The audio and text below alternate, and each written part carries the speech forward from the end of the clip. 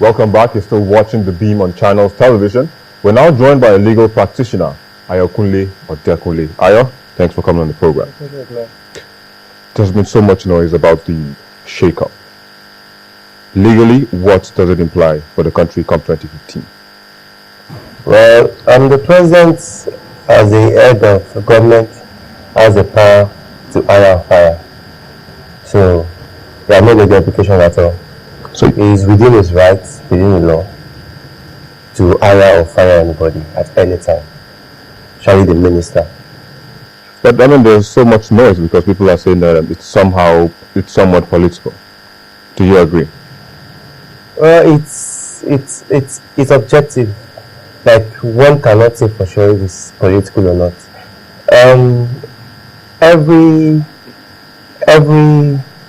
move he makes will always be scrutinized, and people will always read meanings whatever he does. Why? Because of the nature of his job. People will always scrutinize what he does and try to pick up holes and loopholes to get at him. So I do not necessarily agree what he has done is political.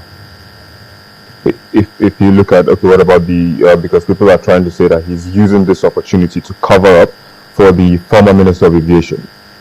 Do you see any cover up here? Do you think there's a cover up, or do you think it was just as a result of political expediency, as the Minister of Information said after the FEC meeting when they were dismissed? Well, one cannot be too sure as to why the president either fired the former Minister of Aviation or why she resigned. But cover up, I don't think so. I agree that he probably gave her a soft landing by refusing to sack her immediately after going the heat of the whole scandal. But I don't necessarily think he is trying to cover her up, because I think the last I heard of this is that the EFCC is probing her.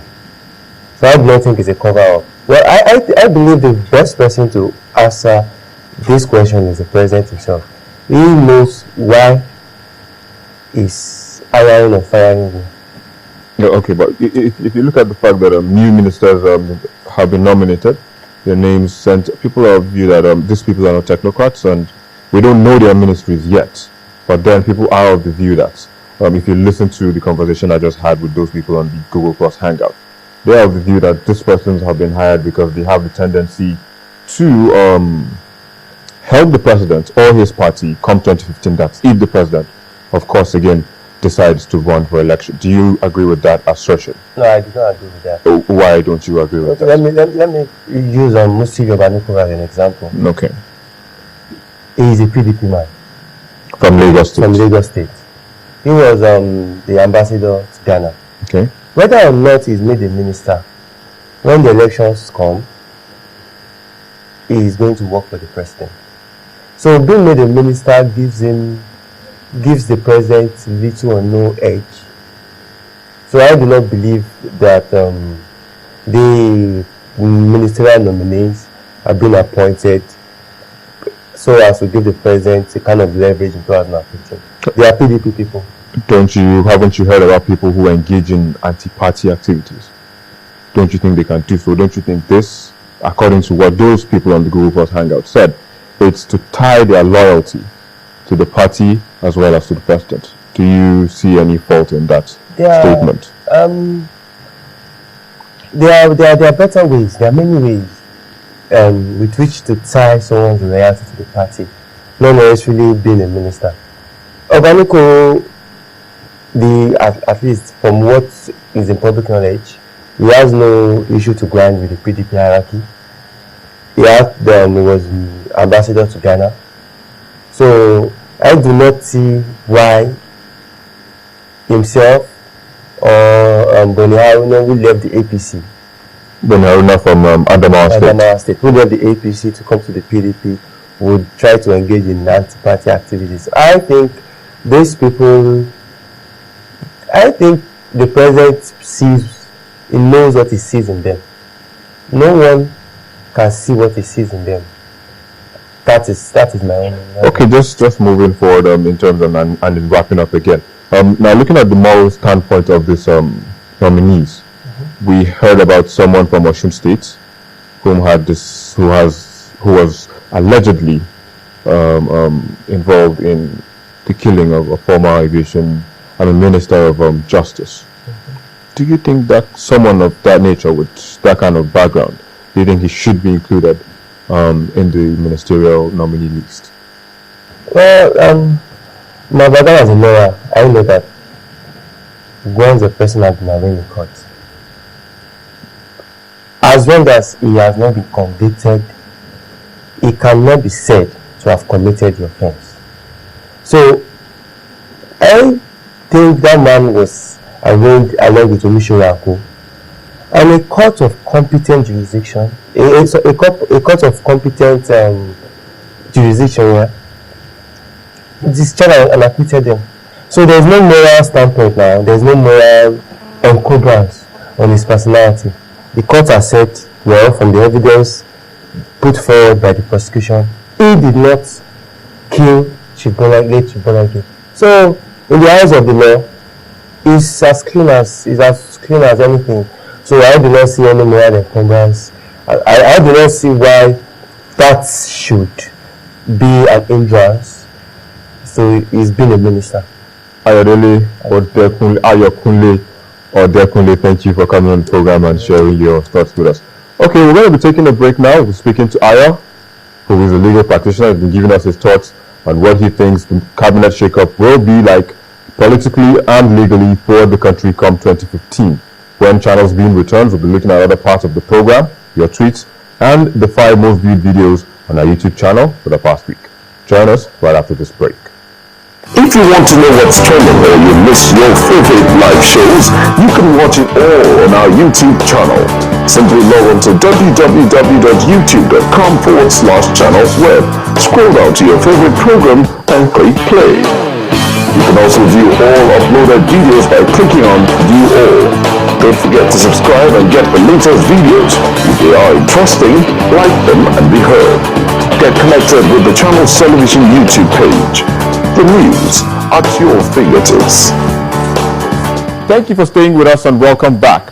Before we look at the messages streaming through our social media platforms, let me remind you that you can find both conversations on our YouTube channel, youtube.com/channelsweb, and website, channelstv.com.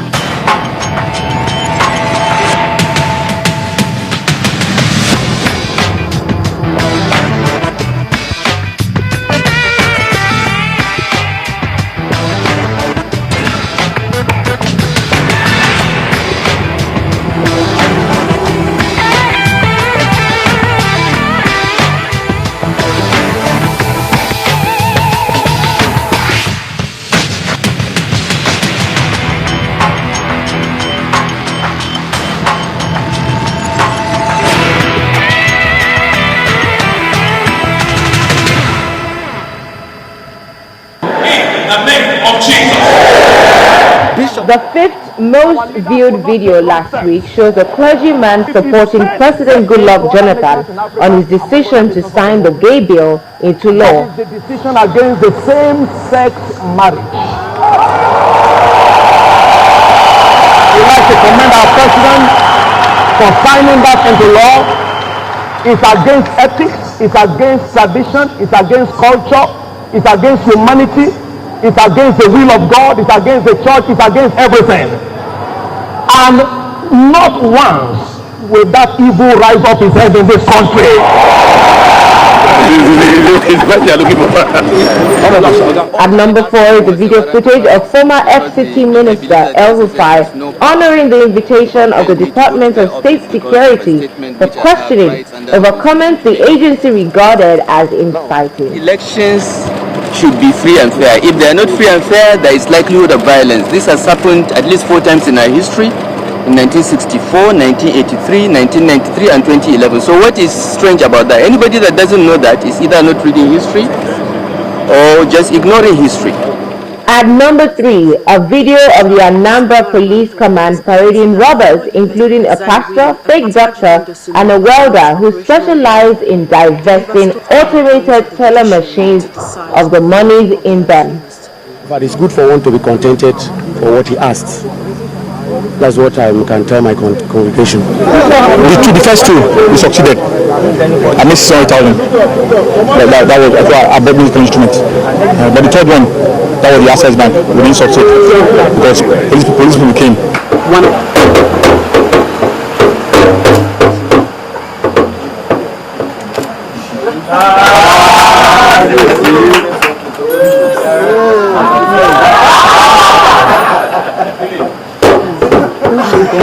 The second most viewed video is that of Nigerian President Goodluck Jonathan testing his skills on a talking drum known as gongon in the local dialect.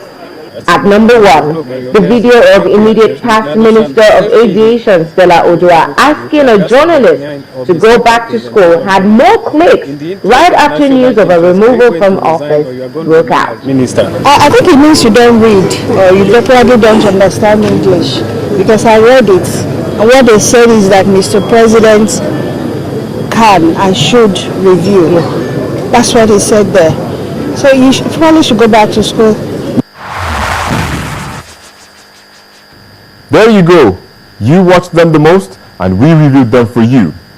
All eyes may be on 2015, but there is no doubt that Nigerians will see a lot of action in 2014, judging by the rise in the number of predictions by analysts, defections, as well as changes in government. That's all for today, but let's keep the conversation going on any of the social media platforms showing on your screen. Don't forget to hit the follow button on @Victor_Mbidi. That's @Victor_MBIDI. On behalf of the channel's web team, thank you for watching and see you next week. I am Victor Matthias.